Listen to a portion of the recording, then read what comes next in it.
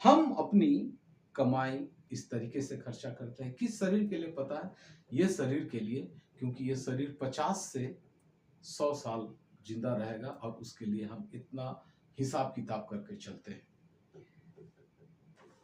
लेकिन जो अनंत जीवन है, जहां हमेशा का जीवन है, रहना है, स्वर्ग का राज, उसके लिए हम अपने कमाई का कितना खर्च करते हैं, बहुत जरूरी है।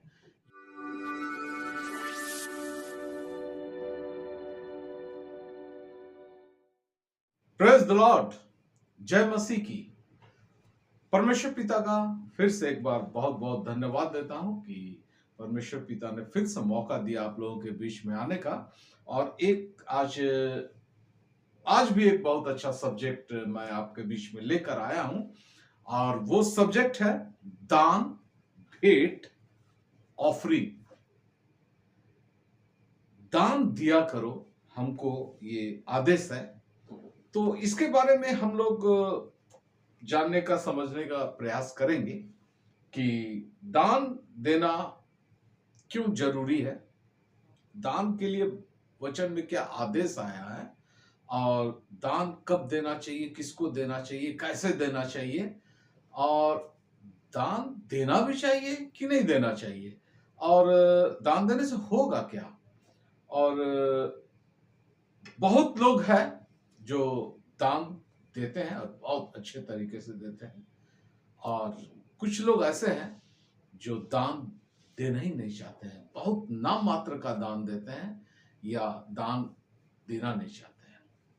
तो हमको मसीह समाज में ये सीखने का जरूरत है कि हम सीखे दान के विषय में वचन क्या कहती है, और हमें दान के प्रति सजग रहना चाहिए।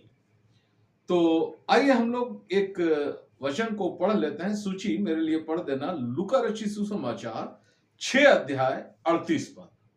दिया करो तो तुम्हें भी दिया जाएगा। दिया करो तो तुम्हें भी दिया जाएगा। नया नियम में परमेश्वर ने अपने वचन में कहा कि दिया करो तो तुम्हें भी दिया जाएगा। हम परमेश्वर से सिर्फ मांगते हैं, परमेश्वर हमको ये चाहिए, घर चाहिए, घोड़ा चाहिए, बंगला चाहिए, गाड़ी चाहिए, कार चाहिए, सोना चाहिए, चांदी चाहिए, सब कुछ चाहिए हमको। अच्छी बात है, मांगना भी चाहिए। परमेश्वर से नहीं मांगेंगे तो किससे मांगेंगे। लेकिन परमेश्वर का एक दूसरा आदेश भी है जिसको हम लोग इग्नोर करने का प्रयास करते हैं, कि दो, परमेश्वर के राज के लिए, परमेश्वर के भवन में दिया करो दान। तो इसीलिए परमेश्वर ने जो ये वचन कहा है कि दिया करो तो तुम्हें भी दिया जाएगा, तुम दो तो मैं भी तुमको दूंगा। ये दोनों तरफ से लेन देन का बात है। और हम लोग एक तरफ से अगर सोच रहे हैं कि हमको खाली चाहिए, तो ये गलत हो जाएगा। हमको कभी कभी लगेगा कि परमेश्वर को हम क्या दे सकते हैं। नहीं, हमारे पास बहुत कुछ है परमेश्वर को देने के लिए, और हमने पिछले प्रचार में ये बात बताया भी है। तो दिया करो में क्या देना है, और ये दान देने की बात हो रही है, और दान और दशमांश दोनों का ही बात हो रहा है। लेकिन आज मैं अपने प्रचार में दान और दशमांश को थोड़ा अलग अलग किया हूं, और दशमांश का प्रचार मैं दूसरे दिन करूंगा। मैंने पिछले प्रचार में आपको बोला था कि मैं दशमांश का प्रचार एक दिन करूंगा। तो आज आप लोग कमेंट में जाके जरूर कमेंट कीजिएगा कि दशमांश का प्रचार क्या आप सुनना चाहते हैं, कि पुराने नियम में और नया नियम में दशमांश के विषय में क्या लिखा हुआ है, और दशमांश क्यों देना चाहिए। दोनों अलग अलग तरीके का चीज है, लेकिन दोनों को दान ही बोलते हैं। तो आज जो मेरा सब्जेक्ट है वो दान के विषय में है, कि हमको दान कैसे देना चाहिए। इसके लिए हम लोग इसके पूरा रिसर्च को देखेंगे दान का। तो पहला पॉइंट पे आते हैं हम, दान की परंपरा शुरू कैसे हुई। भेंट की परंपरा, दान या भेंट दोनों एक ही चीज है, दोनों का इंग्लिश वर्ड है ऑफरिंग। यह शुरू कैसे हुई, सूची आप मेरे लिए पढ़ दीजिएगा। उत्पत्ति 4 अध्याय 3 पद। कुछ दिनों के पश्चात कैन यहोवा के पास भूमि की उपज में से कुछ भेंट ले आया, और हाबिल भी अपनी भेड़ बकरियों के कई एक पहलौठे बच्चे भेंट चढ़ाने के ले आया। बस कैन और हाबिल उत्पत्ति में शुरुआत में अभी सृष्टि का आरंभ हुआ, आदम हवा के बाद पहली संतान, और परमेश्वर के लिए भेंट लेके आया, जबकि आज्ञा नहीं आई थी भेंट के लिए। परमेश्वर ने कहा नहीं था कि तुम अपनी भेंट मुझे दिया करो, लेकिन ये लोग भेंट लेके गया था। इनके मन में और हृदय में वो इच्छा को परमेश्वर जगाया कि उसका वो चरवाहा था तो भेड़ बकरियों में से कुछ लेके आया, और जो किसान था, किसानी करता था, वो उपज में से लेके आया, परमेश्वर के लिए भेंट चढ़ाया, लेकिन आज्ञा नहीं आया था। और आप देखिएगा, हम लोग को भी बहुत जगह पर कोई कहता नहीं है कि भेंट दो, और हम लोग अपने मन से दे देते हैं। मन में इच्छा जागता है कि इसको देना चाहिए, और देते हैं। और ये इसी तरीके का चीज है, लेकिन आज्ञा भी आया कि नहीं, इसको हम लोग आगे चलकर देखेंगे।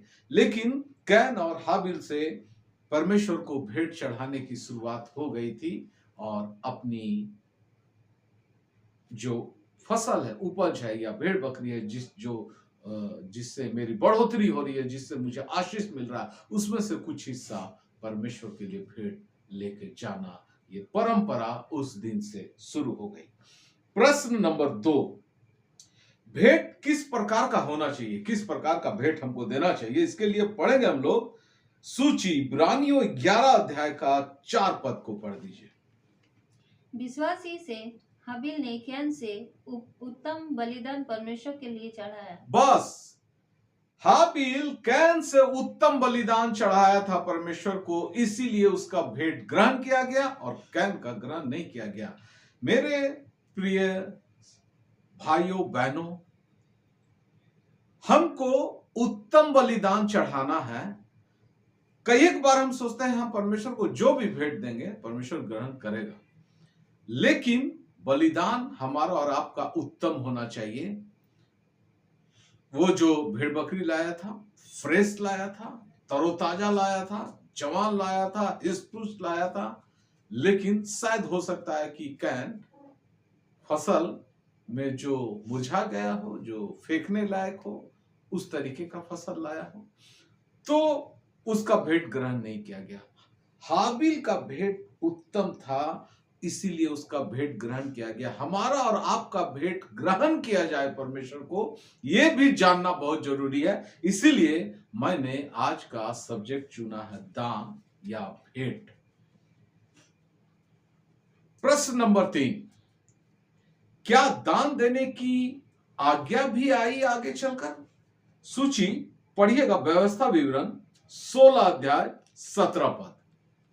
सब पुरुष अपनी अपनी पूंजी और उस आशीष के अनुसार जो तेरे परमेश्वर यहोवा ने तुझको दी हो दिया करे। बस, सब पुरुष, उस जमाने में पुरुष ही काम करते थे, स्त्रियां घर में रहती थी। आज तो पुरुष भी काम करते हैं, स्त्रियां भी काम करती है, चाहे नौकरी हो चाहे बिजनेस हो, हर तरीके का काम में आगे रहती है। तो आज के तारीख में ये सबके लिए है। सब पुरुष या स्त्री अपनी अपनी पूंजी के अनुसार, तुमने जो कमा कर जमा किया है, पूंजी है तुम्हारे पास, और उस आशीष के अनुसार जो परमेश्वर ने तुमको आशीष दिया है, तुम आज कमा रहे हो, पूंजी एकत्रित कर रहे हो, यानी वो परमेश्वर की आशीष है। बहुत लोग नौकरी कर रहे हैं, बिजनेस कर रहे हैं, कमा रहे हैं, लेकिन पूंजी नहीं जमा कर पा रहे हैं, क्योंकि उस पूंजी में परमेश्वर की आशीष ही नहीं है। तो उसके अनुसार जो परमेश्वर यहोवा ने तुझको दी है, दिया करो। मैंने पढ़ा, दिया करो तो तुम्हें भी दिया जाएगा। लूका में पढ़ा, यहां कहा जा रहा है कि अपने पूंजी के अनुसार और उस आशीष के अनुसार जो परमेश्वर ने तुझे दी है, उसमें से परमेश्वर को दिया करो। आज्ञा आ गई पुराने नियम में। नया नियम में भी कुछ है क्या इसके लिए? बिल्कुल, चलिए देखते हैं। कुछ लोग कहते हैं कि दान दशमांश के बारे में पुराना नियम में कहा गया था, नया नियम में कुछ कहा नहीं गया है। कुछ लोग कहते हैं दशमांश के बारे में नहीं लिखा नया नियम में, तो दशमांश के बारे में अगले बार में देखूंगा। आज दान के विषय में देख लेता हूं, भेंट के विषय में कि नया नियम में क्या लिखा हुआ है। मरकुस रचित सुसमाचार 12 अध्याय 41 पद से लेकर 44 पद तक। वो मंदिर के भंडार के सामने बैठकर देख रहा था कि लोग मंदिर के भंडार में किस प्रकार पैसा डालते हैं। कौन? हेडलाइन क्या है? कंगाल विधवा का दान। कंगाल विधवा जब दान डाल रही थी और यीशु मसीह ने कहा सबसे वो उत्तम दान दी है, प्रभु यीशु मसीह देख रहे थे कि मंदिर के भंडार में किस प्रकार लोग पैसे डालते हैं। आखिर यीशु मसीह क्यों देख रहे थे? क्योंकि दान मंदिर के भवन में भंडार में लाना इतना इंपॉर्टेंट था उस जमाने में भी और आज भी है कि यीशु मसीह उसको ध्यान से देख रहे थे। तो नियम तो नया नियम में भी था। आगे पढ़िए सूची।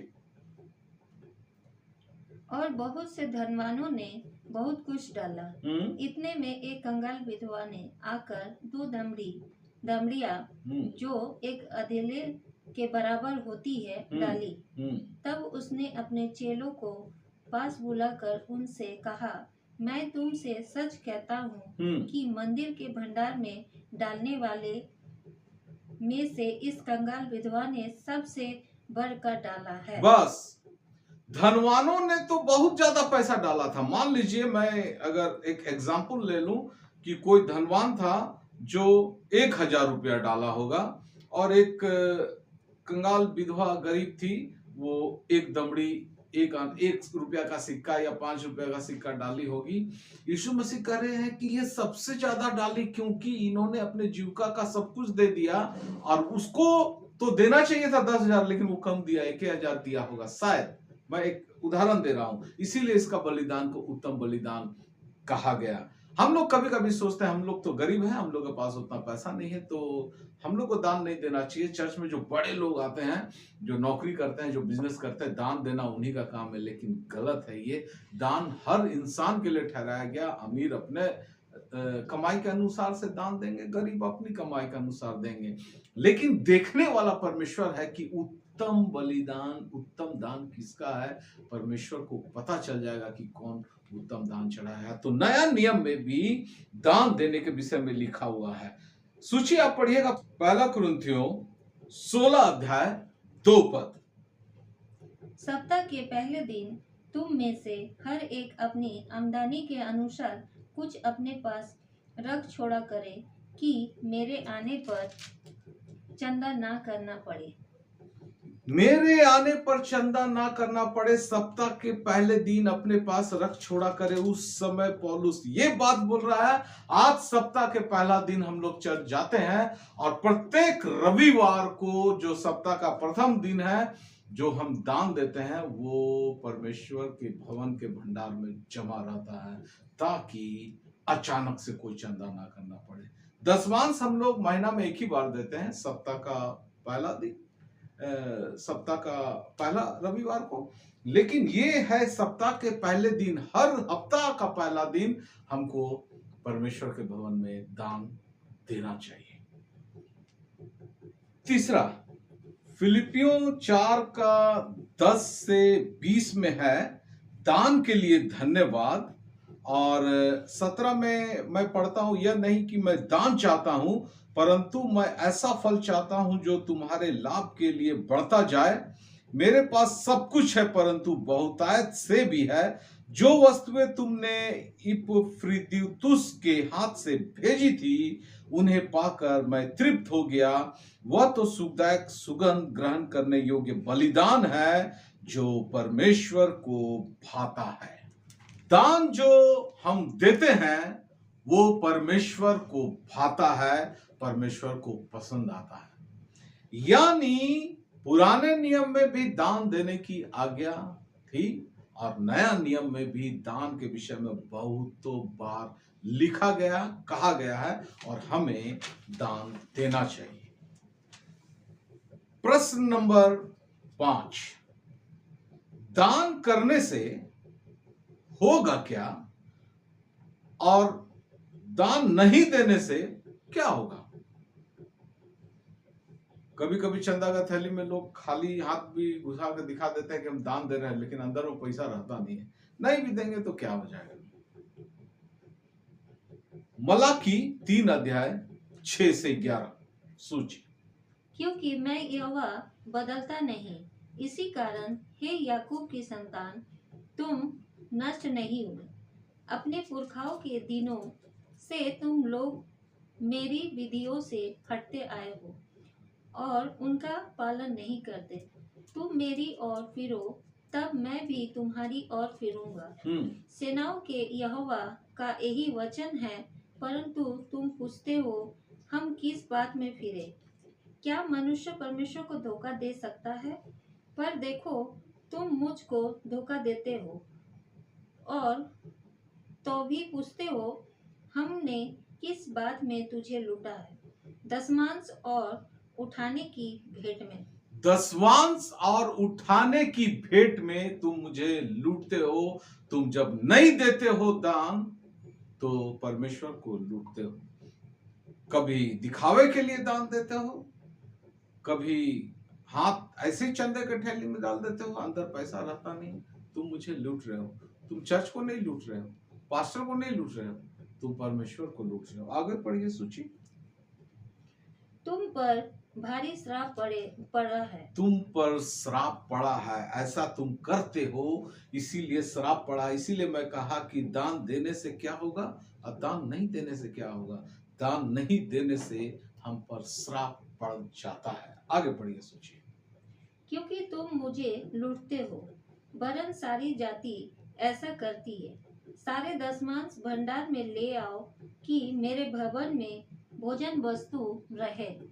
और सेनाओं का यहोवा ये कहता है कि ऐसा करके मुझे परखो, ऐसा करके मुझे परखो कि मैं आकाश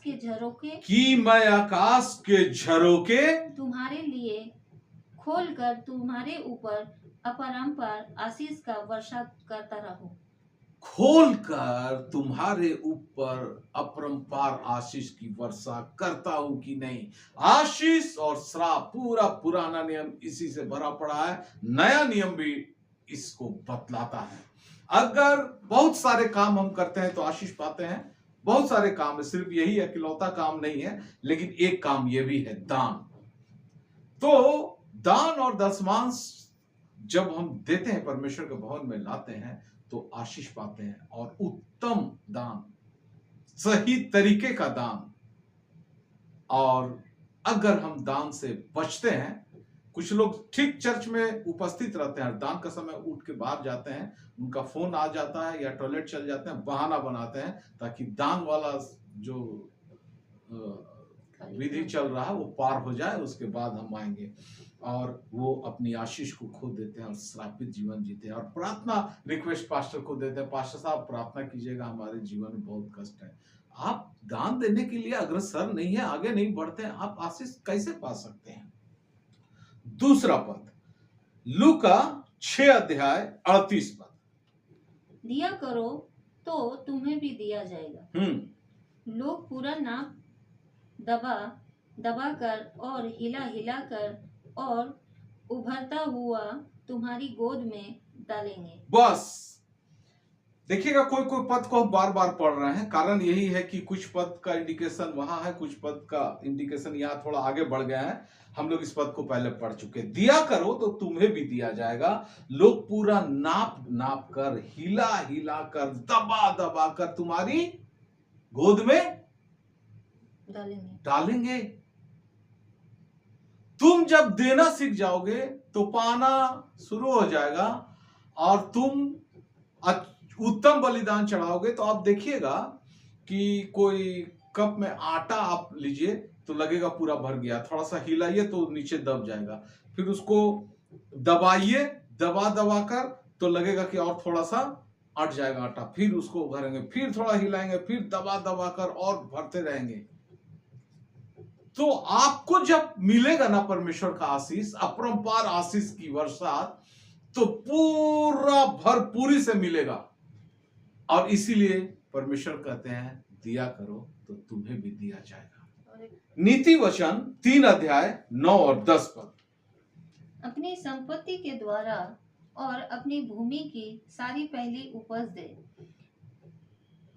देकर यहोवा की प्रतिष्ठा करना। बस अपनी सारी संपत्ति के द्वारा, तुम्हारे घर में जो संपत्ति तुमने जमा किया है कमा कमा कर, उसके द्वारा, और अपनी भूमि की सारी पहली उपज, इसी यही दशमांश है, देकर यहोवा की प्रतिष्ठा करना, यहोवा को आदर देना, यहोवा की महिमा करना, परमेश्वर को दान देना, परमेश्वर को आदर देना है। हम बोलते हैं ना कि परमेश्वर को हम लोग आदर देते हैं। कैसे देते हैं आदर? खाली मुंह से बोल के नहीं, हमको अपने दान और दशमांश के द्वारा भी परमेश्वर को आदर देना है। आगे पढ़िए सूची। तब तेरे खत्ते भरे रहेंगे, इस प्रकार तेरे खत्ते भरे पूरे रहेंगे। तेरे खत्ते, तुम्हारा जो घर का भंडार है, जो तुम घर में पैसा रखते हो, अनाज रखते हो, सब्जी रखते हो, वो भरा पूरा रहेगा, कभी कमी नहीं होगा। कभी नहीं सोचना पड़ेगा घर की स्त्री को कि आज खाना क्या बनाएंगे, आज तो चावल नहीं है, आज तो दाल नहीं है, आज तो आटा नहीं है, सोचना नहीं पड़ेगा, पूरा खत्ता भरा रहेगा। और इसीलिए हमको दान देने से पीछे नहीं हटना चाहिए। एक पद और पढ़िए सूची, नीति वचन 28 अध्याय 27 पद। जो निर्धन को दान देता है उसे घटी नहीं होती। जो निर्धन को दान देता है उसे किसी वस्तु की घटी कभी नहीं होती है। आगे पढ़िए। परंतु जो उससे दृष्टि फेर लेता है, बल्कि वो जो दृष्टि फेर लेता है, आंख मूंद लेता है, वो श्राप पर श्राप पाता है। वो श्राप पर श्राप पाता है। यानी परमेश्वर के भवन में भी दान देना है, निर्धन को भी दान देना है, और बिल्कुल देना है। और उससे क्या होगा कि तुमको कभी घटी नहीं होगी कि तुमने एक निर्धन को दान दिया है। और अगर आंख मूंद लोगे, तेरे पास होते हुए भी आंख मूंद लोगे, तो श्रापित जीवन जियोगे, और फिर तुम जिंदगी भर प्रार्थना करोगे, पाओगे कुछ नहीं, क्योंकि तुमने प्रार्थना का जीवन तो अच्छे से व्यतीत किया, लेकिन देने के विषय को अच्छे तरीके से पूरा नहीं किया। अगला पद पढ़िए सूची, याकूब 4 अध्याय का 17 पद। इसीलिए जो कोई भलाई करना जानता है और नहीं करता, उसके लिए ये पाप है। जो भलाई करना जानता है, जिसके पास भलाई करने लायक धन दौलत संपत्ति है, जो भी है, थोड़ा है बहुत है, जैसा भी है, परमेश्वर आपको आशीष दे रहा है, अगर आप भलाई करना जानते हैं का मतलब यही है कि आपके पास है, और आप नहीं करते हैं तो ये आपके लिए पाप गिना जाएगा, आपके लेखे में ये पाप गिना जाएगा। अब आप बताइए, इसीलिए मैं ये प्रश्न को लिया, दान करने से होगा क्या, और दान नहीं देंगे तो क्या होगा? दान देंगे तो आशीष, नहीं देंगे तो श्राप। चॉइस आपका है, आपको क्या चाहिए। आप सिर्फ सोचिएगा कि चर्च जाएंगे हम हर संडे और पास्टर साहब को फोन करके प्रार्थना करा लेंगे तो बहुत सारा आशीष पा लेंगे, ऐसा नहीं है। बहुत सारी बातें हैं बाइबल के वचन में जिसके द्वारा आप श्राप से बच सकते हैं। बहुत सारे वचन है जिसके पालन करने से आप परमेश्वर की आशीष को पा सकते हैं। छठा प्रश्न, कितना दान दे? ठीक है ब्रदर अंकल, आप तो बोल रहे हैं दान करने के लिए, लेकिन देना कितना है? पढ़िएगा 2 कुरिन्थियों 9 अध्याय 7 पद। हर एक जन जैसा मन में ठाने वैसे ही दान करे। हर एक जन जैसा मन में ठान लिया है कि आज मैं इतना दूंगा, उतना दे देना है। घर में लड़ाई झगड़ा नहीं कर लेना, पति पत्नी में बहस नहीं कर लेना है कि घर में तो 1,000 रुपया, आप 100 रुपया दान बोलते हैं देंगे, कैसे चलेगा घर, इतना दिन बाकी, आज 10 तारीख है, 20 दिन बाकी है।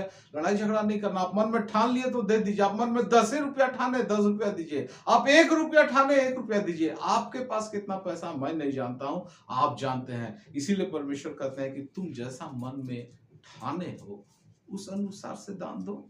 आगे पढ़िए। ना कुड़कुड़ के और ना दबाव से। कुड़ कुड़ के मत दो कि अरे बहुत ज्यादा दे रहे हैं, अरे मेरे बीवी तो आज हमको बहुत डांटेगी, इतना दे दिए हैं। तो कुड़ कुड़ के नहीं देना है, और ना दबाव से। कोई दबाव बना रहा, पास्टर दबाव बना रहा है, या चर्च का मेंबर दबाव बना रहा है, या घर के लोग दबाव बना रहे हैं, दबाव से ज्यादा पैसा मत दिया करो। एकदम मन में जो ठान लिया वही दान दो। और क्योंकि परमेश्वर हर्ष से देने वालों से प्रेम रखता है। क्योंकि परमेश्वर हर्ष से देने वाले से प्रेम रखता है। जो खुशी मन से देता है उससे प्रेम रखता है। जो मुंह फुला के देता है, जो कुड़कुड़ा के देता है, जो पूरा गंभीर सीरियस हो जाता है पैसा देने में कि पता नहीं इतना दे दिए हैं, क्या करेगा, चर्च का लोग उड़ा देगा कि रखेगा, इतना सोच के दान मत दिया कीजिए। हर्ष से, खुशी से दीजिए। जितना आप दे सकते हैं उतना दान दीजिए। देखिए, दान हर्ष से देना है। दशमांश फिक्स है, लेकिन दशमांश क्यों फिक्स है, क्या कारण है उसको फिक्स रहने का, आगे चलकर देखेंगे अगली बार में। लेकिन आज के लिए इतना। छठा पद को पढ़िएगा, सोचिए वहीं पर। परंतु बात यह है, जो थोड़ा बोते हैं वो थोड़ा कटेगी। जो थोड़ा बोता है वो थोड़ा काटेगा। आप अपने बगान में या अपने खेत में थोड़ा सा बीज बोइए तो फसल भी थोड़ा काटिएगा। और जो बहुत बोते हैं वो बहुत काटेगा। और जो बहुत बोता है वो बहुत काटेगा भी। बीज बोते हैं, सब बीज उगता नहीं है, कुछ तो मरेगा, कुछ जिंदा हो जाएगा। और जो जिंदा हो जाएगा वो एक बीज में हजारों फल निकलेंगे। तो जो थोड़ा बोता है वो थोड़ा काटेगा, जो बहुत बोता है वो बहुत काटेगा। वचन दान के विषय में हमें और आपको इंडिकेट कर दे रहा है, आगाह कर दे रहा है, बतला दे रहा है दान कितना देना है। इसके लिए परमेश्वर का वचन आपको फिक्स अमाउंट नहीं बता रहा है, आपको कह रहा है हर्ष से दो, कुड़कुड़ा के मत दो, क्योंकि तुमको पता है कि तुम थोड़ा बीज बोओगे तो थोड़ा सा फल काटोगे, और ज्यादा बोओगे तो ज्यादा काटोगे। लूका रचित सुसमाचार 6 अध्याय 38 पद। दिया करो तो तुम्हें भी दिया जाएगा, लोग पूरा नाप दबा कर और हिला हिला कर और उभरता हुआ तुम्हारी गोद में डालेंगे। क्योंकि जिस नाप से तुम नापते हो उसी से तुम्हारे लिए भी नापा जाएगा। जिस नाप से तुम नाप के दे रहे हो, घर में इतना पैसा है तो हम इतना ही देंगे, ये आपका नाप है, ये आपका मेजरमेंट है। देखिएगा, हम लोग किसी को भिक्षा भी देते हैं तो जो चावल का बोरी में डब्बा रखते हैं, चावल घर में उसी से नाप के देते हैं। तो किसी को भिक्षा देने के लिए देते हैं तो भरा हुआ, अरे नहीं आधा देना चाहिए, नहीं अरे थोड़ा सा और कम करना चाहिए। मेजरमेंट करते हैं। दुकान में भी मेजरमेंट करके कोई चीज मांगा जाता है तो देते हैं। हमको दूध देने वाला आता है तो तुम्हारा मेजरमेंट ठीक नहीं है, तुम नाप ठीक से नहीं रहा है। 1 लीटर दूध हम हर दिन लेते हैं, पहले ज्यादा दिखता था, आज कम दिख रहा। मेजरमेंट तो हम करते हैं। तो आप किस तरीके का मेजरमेंट करते हैं ये डिपेंड करता है कि उसी तरीका का मेजरमेंट से आप पाएंगे भी। परमेश्वर कहते हैं कि जिस नाप से तुम हमको नाप के दिया है उसी नाप से नाप कर मैं तुमको आशीष दे दूंगा। अब आप डिसाइड कर लीजिए कि परमेश्वर के लिए देना कितना है, कितनी बार देना है, और भरपूरी की आशीष आपको चाहिए क्या। तो परमेश्वर इन सारी बातों को बताकर फैसला हमारे और आपके हक में छोड़ दिया है कि तुम डिसाइड करो कि दान देना कितना है। 7वां प्रश्न, दान कैसे दे, दान दे कैसे बात। मत्ती रचित सुसमाचार 6 अध्याय 1 पद से लेकर 9 पद तक। परंतु जब तू दान करे तो जो तेरा दाहिना हाथ करता है उसे तेरा बायां हाथ ना जानने पाए, क्योंकि ताकि तेरा दान गुप्त रहे, और तब तेरा पिता जो गुप्त में देखता है तुझे प्रतिफल देगा।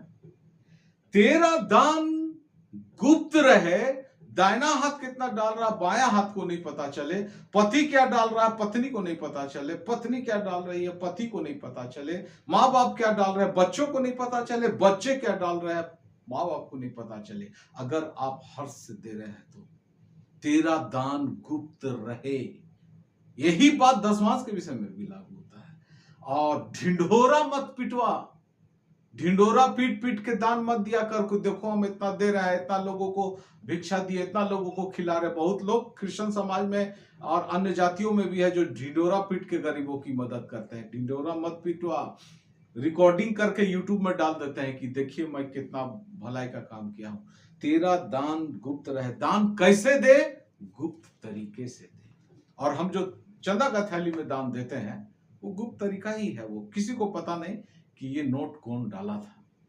तो उसी तरीके से जब हम किसी को मदद भी करते हैं तो गुप्त तरीके से करें। 2 में है वो वाला। पढ़िए। इसीलिए जब तू दान करे तो अपने आगे तुरही ना बजवा।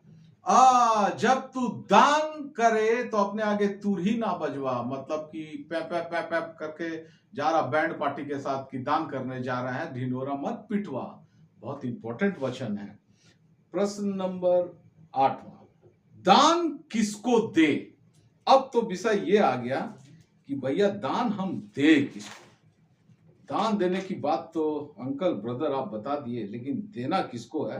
मलाकी 3 अध्याय 6 से 11, फिर उसी पद को पढ़ेंगे हम लोग। सूची 10 को पढ़ो सिर्फ। सारे दशमांश भंडार में ले आओ कि मेरे भवन में भोजन वस्तु रहे। बस कहा ले आओ, सारे दान ऊपर से पढ़ लीजिएगा। यहाँ तो दशमांश पढ़े, पूरा ये विषय ही है उठाने वाली भेंट और दशमांश के विषय में, दान और दशमांश के विषय दोनों में है। उसको परमेश्वर के भवन के भंडार में ले आओ। आज चर्च के भंडार में लेके आओ। कहा लाना है हमको, अपना दान किसको देना है, चर्च में।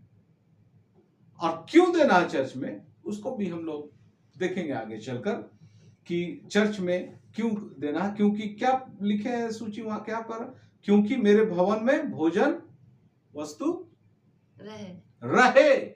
मेरे भवन में भोजन वस्तु रहे। क्यों रहे भैया भोजन वस्तु, भवन में भोजन वस्तु रहना चाहिए। आगे देखते हैं फिर व्यवस्था विवरण 14 अध्याय 28 और 29 पद। 3 वर्ष के बीतने पर तीसरे पर्व की उपज का सारा दशमांश निकाल कर अपने फाटकों के भीतर इकट्ठा कर रखना।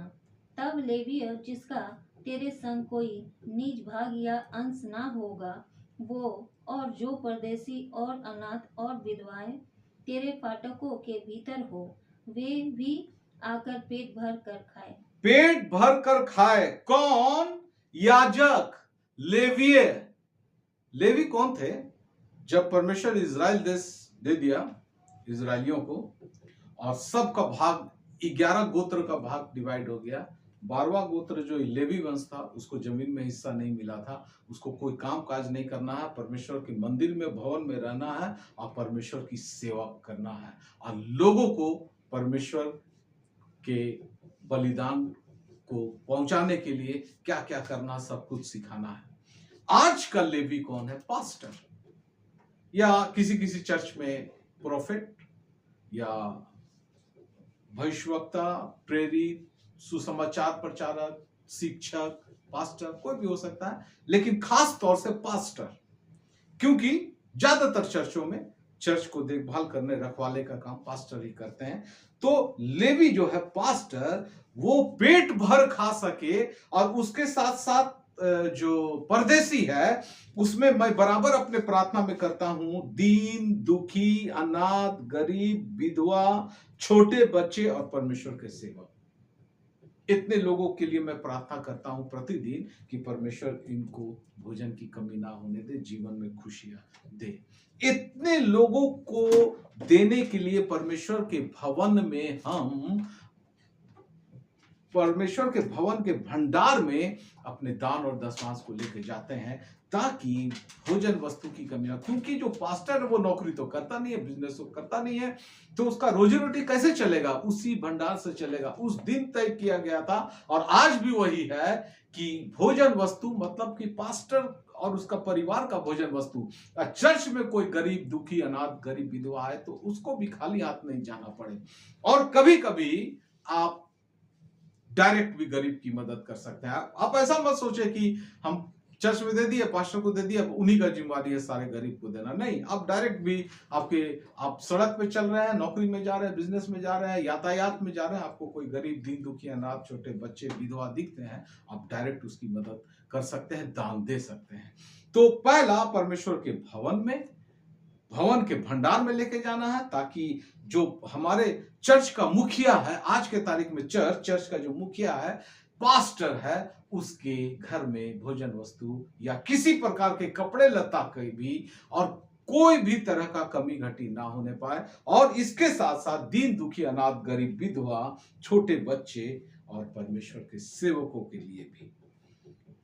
अगला पद पढ़िएगा सूची, पहला तिमुथियुस 5 अध्याय 17 पद। जो प्राचीन अच्छा प्रबंध करते हैं, विशेष करके वे जो वचन सुनाते और सिखाने में परिश्रम करते हैं, 2 गुना आदर के योग्य समझा जाए। क्योंकि पवित्र शास्त्र कहता है, दावने वाले बैल का मुंह ना बांधना, क्योंकि मजदूर अपनी मजदूरी का हकदार है। बस प्राचीन एल्डर, देखिए यहाँ प्राचीन शब्द का इस्तेमाल क्यों किया गया, कभी बाद में मैं चर्चा में बताऊंगा। ये पास्टर भी हो सकते हैं या वो व्यक्ति हो सकते हैं जो चर्च के एल्डर है और चर्च को चलाते हैं। इसमें पास्टर भी हो सकते हैं या टीचर भी हो सकते हैं। देखिए यहाँ पर कह रहा है, जो वचन को सुनाने और सिखाने में परिश्रम करते हैं वे दुगुने आदर के योग्य समझे जाए। हम सबसे ज्यादा आदर माता पिता को देते हैं या अपने स्कूल के टीचर्स को देते हैं या और भी कोई रिश्तेदार को देते हैं, उन सारे लोगों से ज्यादा दुगुना आदर देना है किसको? जो वचन हमको सुनाता है और सिखाता है और उसके लिए परिश्रम करता है वो। देखिए इसमें पास्टर हो सकता है, अगर आपको वचन वो सुना रहे हैं सिखा रहे हैं, या पास्टर के अलावा अगर आप कहीं और से वचन सुन रहे हैं सीख रहे हैं, कोई पास्टर साहब किसी अच्छे बाइबल शिक्षक को बुलाते हैं कलीसिया में, साल में 1 बार 2 बार और या महीना में 1 बार बुलाते हैं, कोई बाहर से बाइबल टीचर आता है, शिक्षक आता है आपको वचन सिखाने के लिए, तो वो आपके दुगुने आदर के योग्य हो।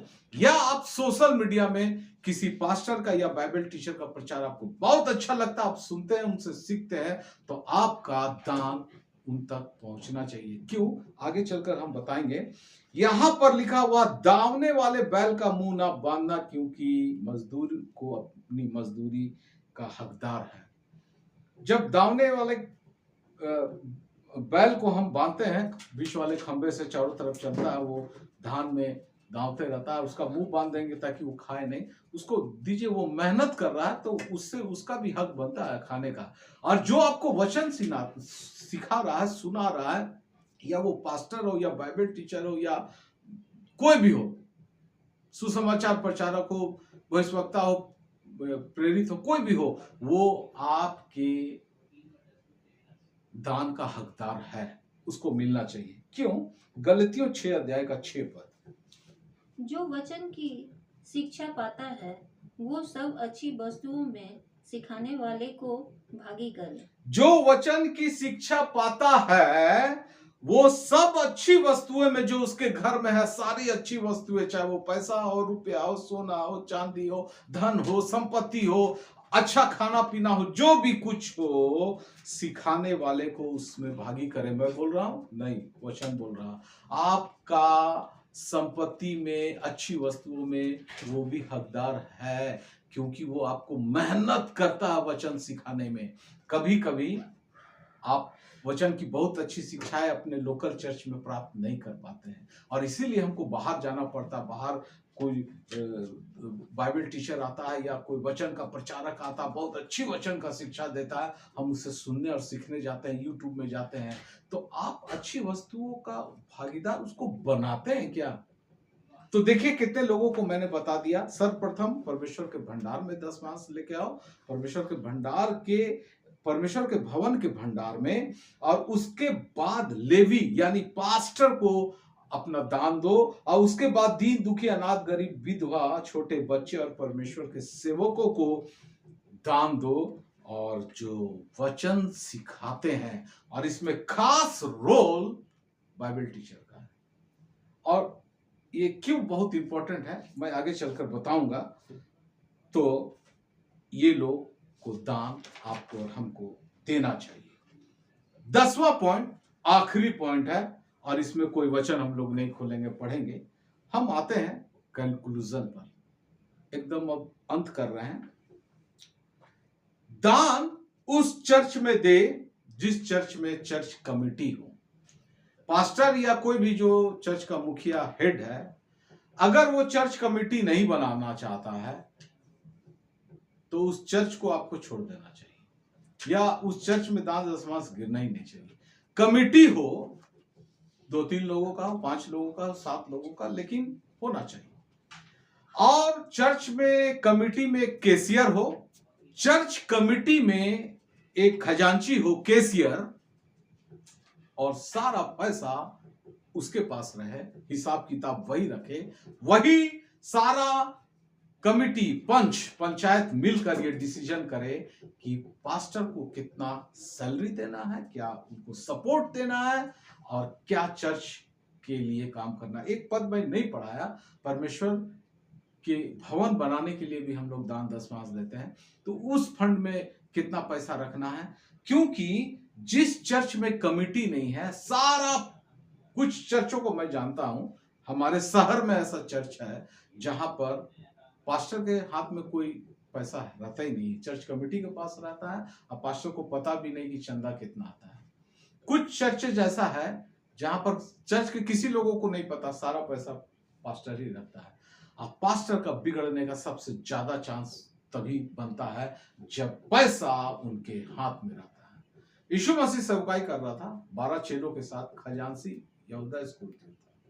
यीशु मसीह नहीं रख रहा था कि अपने हाथ में। 2 प्रिय लोग थे, पतरस और यूहन्ना, उनको भी नहीं दे दिया था, एकदम अलग से व्यक्ति को रखा था। हिसाब किताब भले वो गड़बड़ा गया, क्योंकि वो जरूरत से ज्यादा दिमाग लगाने लगा, वो जरूरत से ज्यादा बुराइयों में लिप्त हो गया पैसे के कारण, वो एक अलग मैटर है। लेकिन अगर आपके पास्टर एक कार में खुश रह सकते हैं, और अगर आप पास्टर को सारा पैसा का हकदार कर दीजिएगा और उसको लगेगा बहुत पैसा आ रहा है, तो 2 कार भी खरीद सकता है। छोटा सा घर बना के रह रहा था तो बंगला भी खरीद सकता है, पता चलेगा 2-3 रूम खाली ही रहता है। इन सब कारणों से बचना चाहिए। चर्च में, उस चर्च में दान दे जिस चर्च में कमिटी हो, कैशियर हो, और फंड कैशियर के हाथ में रहता हो, और पूरा चर्च कमिटी मिलकर डिसीजन करता है किसको क्या देना है। दूसरा, हम कमाई का पैसा कहां खर्च करते हैं। देखिएगा, हम कमाई का पैसा अपने जो बिजनेस में कमाते हैं, नौकरी में कमाते हैं, या धन संपत्ति संचय करके जमा करते हैं, पेट में ज्यादा खर्चा करते हैं। राशन, सब्जी, फल, दूध, मीट, मछली, अंडा। उसके बाद गाड़ी में खर्च करते हैं, चाहे साइकिल हो, चाहे बाइक हो, चाहे यातायात में सफर करके जा रहे हैं, गाड़ी बाइक नहीं है तो भी, कार हो, चाहे जो हो, पेट्रोल डालना, डीजल डालना है, उस पे मेरे कमाई का एक हिस्सा जाता है। पढ़ाई में, एजुकेशन में, बच्चों की पढ़ाई में। उसके बाद बचत में, कभी पेंशन अकाउंट में मेरा पैसा जमा होता है, कभी इंश्योरेंस में जमा होता है, कभी बैंक में जमा करते हैं, और बहुत सारी जगहों में हम पैसा जमा करते हैं, और ये बचत में भी हम पैसा जमा करते हैं। इसमें अगर मैं बोलूं तो आज के तारीख में, और इलाज में भी हम बहुत एक फंड नहीं रखते हैं, जमा करके तो नहीं रखते हैं, लेकिन अचानक जरूरत पड़ जाता है तो वहां भी पैसा जाता है। इन सारी चीजों में सबसे ज्यादा खर्चा बच्चों की पढ़ाई में। अगर आपके 1-2 बच्चे हैं, 3-4 है, तो आप सोच लीजिए, और अगर वो आज के इंग्लिश मीडियम स्कूल में पढ़ रहे हैं तो सोच लीजिए कि फंड कितना लगता होगा। आजकल तो हमारे शहर में कुछ स्कूलों में 50,000 से लेकर 1 लाख तक एडमिशन फीस है, और हर महीना 5,000 से 10,000 तक भी ट्यूशन फीस वगैरह मंथली लगता है। इतना हेवी खर्चा, और उसके बाद ट्यूशन का खर्चा। ट्यूशन 500 रुपया पर मंथ से शुरू होके कोई पूरा कोर्स कंप्लीट कराने का 1 साल 1.5 साल का 1 लाख, 1.5 लाख, 2 लाख तक फीस देता है, और हम लोग हंसते हुए देते हैं। हम अपनी कमाई इस तरीके से खर्चा करते हैं। किस शरीर के लिए पता है? ये शरीर के लिए, क्योंकि ये शरीर 50 से 100 साल जिंदा रहेगा, और उसके लिए हम इतना हिसाब किताब करके चलते हैं। लेकिन जो अनंत जीवन है, जहां हमेशा का जीवन है, रहना है, स्वर्ग का राज, उसके लिए हम अपने कमाई का कितना खर्च करते हैं बहुत जरूरी है। या तो अनंत जीवन, खुशहाली का जीवन परमेश्वर के साथ, या अनंत नरक, हमेशा का कष्ट। जो व्यक्ति अपने आत्मिक जीवन में इन्वेस्ट नहीं करता है, वो अनंत नरक में जाएगा। और जो आत्मिक जीवन के उन्नति के लिए इन्वेस्ट करता है, वो अनंत स्वर्ग में जाएगा। और दान देना चाहिए। स्कूल फीस दान है, स्कूल में एडमिशन कराना है दान है। लेकिन आप जो चर्च में देते हैं वो स्कूल है, और स्कूल के टीचरों को पेमेंट वहीं से मिलता है, पास्टरों का पेमेंट वहीं से मिलता है, वो दान है। इन सारी चीजों के बावजूद प्राइवेट ट्यूशन आप देते हैं, बच्चों को ट्यूटर रखते हैं, क्यों पता है? क्योंकि आपका बच्चा और अच्छे से पढ़े। स्कूल में उतना अच्छा से पढ़ाई नहीं होता, टीचर लोग 50-100 बच्चों को एक साथ पढ़ाता, पता नहीं सिखा। ये जो ट्यूशन मास्टर है ना, ये बड़ा ज्ञानी है, बड़ी अच्छा से सिखाता है, वो है बाइबल टीचर। आप सिर्फ चर्च को दान देंगे, और जो बाइबल टीचर जो बाहर के लोग हैं, हो सकता है आपके शहर के भी लोग हो सकता है आपके चर्च के अंदर भी हो, या हो सकता है कि बाहर के लोग, आपके शहर से बाहर के लोग, वो जब उनसे आप वचन को अच्छी तरीके से सीखना चालू करते हैं, उसको दान नहीं देना है। ट्यूशन फीस तो पूरा स्कूल का फीस से ज्यादा है, वहां हम खर्च करते हैं, क्योंकि हम अपने इस जीवन को 100 साल तक आराम से रखना चाहते हैं। मैं चले जाऊंगा इस दुनिया से, तो अपने बच्चों की जिंदगी अच्छा से रखना चाहते हैं, वो पढ़ लिख के कुछ बन जाए। लेकिन अपना आत्मिक जीवन को सिक्योर करने के लिए और बच्चों के आत्मिक जीवन को सिक्योर करने के लिए चर्च में दान देना जरूरी है। और जो प्राचीन, जो व्यक्ति आपको वचन की शिक्षा देने के लिए कठिन मेहनत करता है, कठिन परिश्रम करता है, आपको 10 मिनट, आधा घंटा, 1 घंटा की वचन की शिक्षा देने के लिए, जो आप शायद चर्च में नहीं पाते होंगे, दान वहां भी जाना चाहिए। इतनी सारी दान के विषय में मैंने आपको बता दिया। निर्णय मेरे मसीह भाइयों, बहनों, बच्चों, दोस्तों, आपका है। आपको दान कितना देना है, कब देना है, कहां पर देना है, किस तरीके से देना है, दान देने से होगा क्या, नहीं देने से क्या होगा, चर्च में कितना दान देना है, और उस बाइबल टीचर को कितना दान देना है, इस सारी बातों का आपने आज सीख लिए। निर्णय आपको करना है, दान आपको देना है कि नहीं। परमेश्वर इस वचन के द्वारा आप सबों को, हम सबों को बहुतायत की आशीषों से भरे। Praise the Lord.